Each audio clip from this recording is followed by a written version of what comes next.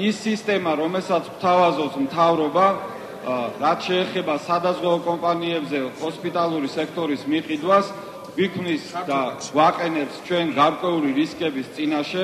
მთლიანად უნდა მომზადდეს ეს პროექტი, პროგრამა, აღნიშნული პრივატიზაციის და თქვათ სადაზღვევო კომპანიებზე საავადმყოფოების მიყიდვა უნდა იყოს ერთ-ერთი შემადგენელი კომპონენტი, უნდა მობრძანდეს პრემიერ-მინისტრი, მთავრობის სახელით უნდა გააცნოს პარლამენტს თუ რა საპირეც აი ამ სფეროში მთავრობა, რა პროგრამა არის ეს და ჩვენ უნდა ვიმსჯელოთ და ჩვენ უნდა მივიღოთ სწორი გადაწყვეტილება. ჩვენ დიდი ხანია ველოდით იმას, რომ საქართველოს მთავრობა მიიღებდა შესაბამის გადაწყვეტილებებს.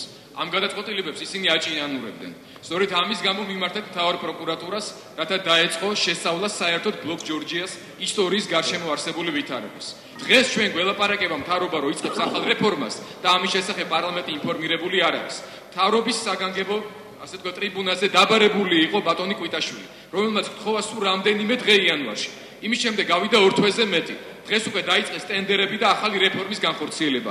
არანაირი გარანტია არ გვაქვს, რომ ეს რეფორმაც ისე არ ჩაფლავდება. მთელი ამ ხნის მანძილზე ყველა ეტაპზე მთავრობა იყო ჩართული და ცდილობდა, რომ გადაერჩინა ეს პროექტი.